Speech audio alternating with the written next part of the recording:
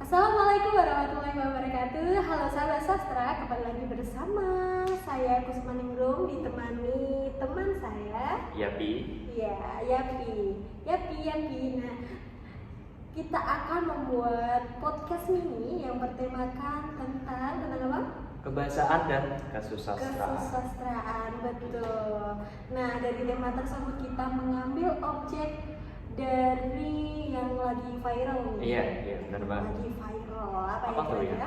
Apa, Mbak? Apa ya? Yaitu lagu Hindia atau konser Hindia yang sempat viral di bulan-bulan lalu. Iya. Udah di tahun lalu bahkan. Nah, tapi ini kan masih awal tahun ya. Baiklah. Kita membahas tentang lirik lagu Hindia. Nah, begitu.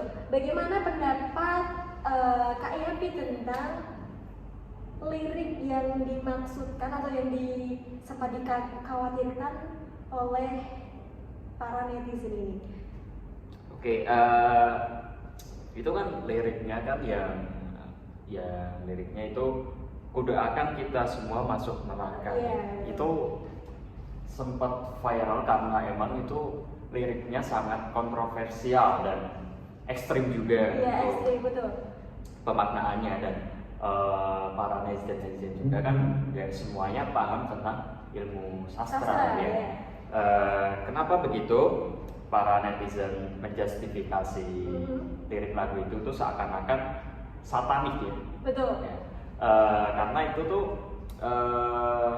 bener emang liriknya tuh nggak bisa dimaknai secara mudah dan gampang. Iya, Karena betul. itu tuh dalam sastra itu harus ada pemaknaan yang lebih dalam untuk memahami lirik lagu tersebut. Apalagi lirik lagu itu sama halnya dengan bait puisi ya, Mbak ya. Betul.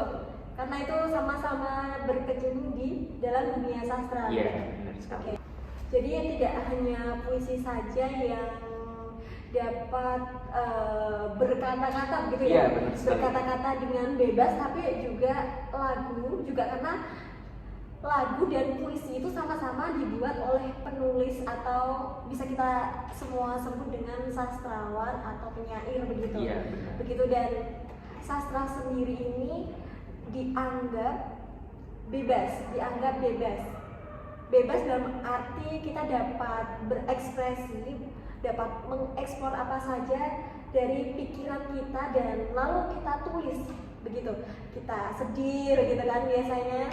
Nah, kita misalkan kita sedang sedih, kita sedang senang, kita sedang bagaimanapun, nah peristiwa itu ditulis oleh penyair dalam bentuk puisi atau lagu tadi. Nah, mungkin saja si pengarang tadi, vokalis dari Hindia tadi membuat lirik tersebut. Nah, jadi kan dalam karya sastra tersebut si penulis bisa meluapkan apa isi pikirannya begitu. Oke. Saya juga mau menambahkan tentang apa yang tertuang dalam lirik lagu tersebut. Di sini tuh vokalis Hindia pernah klarifikasi juga tentang hal itu. Dan ini yang berisikan di lirik tersebut itu merupakan kiasan ekstrim yang menggambarkan rasa sakit hati dan keinginan agar semua orang yang gagah di balik kaca atau merasakan neraka yang saya rasakan tiap kali dicerca ramai-ramai. Saat penulisan saya sadar bahwa kalimat tersebut ekstrim. Namun saya pribadi suka dengan karya yang jujur, seberuk apapun muatannya, karena lagu merupakan katarsis bagi saya memahami dan mencerna perasaan saya, dan perasaan tersebut merupakan perasaan yang sangat mengganggu dan saya merasa harus dikeluarkan agar tidak terpendam dan meledak dalam diri Oke, sendiri. betul. Jadi balik lagi ke tadi Iya, kan, benar sekali. bahwa semua itu ditulis dari peristiwa yang dialami oleh penyair. Iya. Jadi kita tidak boleh memberikan opini dari satu sudut pandang saja begitu. Benar. Baik. Nah, membicarakan tentang sastra, jadi di Hindia tadi siapa namanya Mas? Mas Baskara. Iya. Mas Baskara yang sangat luar biasa. Ya, terkenal di mana-mana ya. Iya, cewek-cewek, Mas Baskara gitu ya.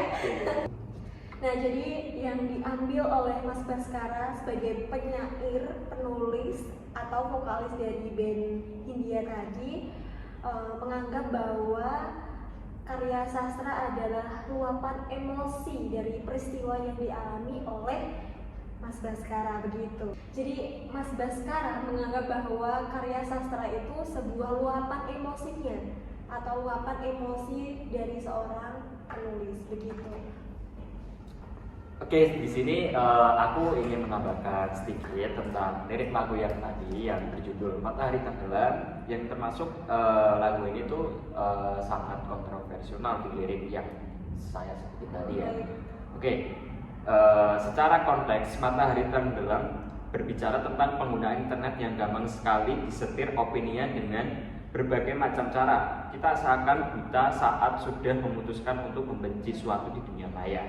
Menutup mata di konser saat lagu Matahari Tenggelam melambangkan hal tersebut, kita yang dibutakan oleh penggiring opini di internet, dan bukan bahwa semudah itu juga saya mendorong orang untuk melakukan sesuatu hal yang tidak mereka mengerti. Betul. Oke, situ yang saya betul. Jadi kita juga sebagai penyair, sebagai penulis harus memahami penikmat karya sastra kita. Jadi mungkin saja ada yang pro, kontra, bahkan ada yang netral. Jadi kita harus memahami mereka karena sastra juga tidak bisa diopinikan dari sudut pandang saja. Benar sekali. Iya. Dari kejadian ini kita dapat menyimpulkan bahwa jika kita mengkritik suatu karya sastra, kita harus juga mendalami terlebih dahulu makna apa yang dimaksud. Jadi kan kita sekarang sudah ada smartphone ya kan, di internet kita cari gini, kita juga bisa belajar di mana saja mengenai sastra begitu. Nah, juga kita sebagai penikmat karya sastra, kita juga harus lebih berhati-hati, siapa tahu di dalam karya tersebut ada maksud terselubung juga begitu.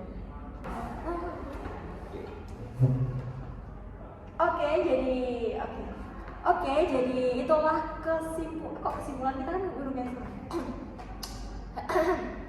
Oke, jadi kesimpulan dari podcast mini kami hari ini ya merujuk tentang lagu dari Hindia yang menuai kontroversi adalah sebuah kritikan sastra atau kritik sastra yang kita tidak bisa menyetop pemikiran dari sudut pandang orang masing-masing.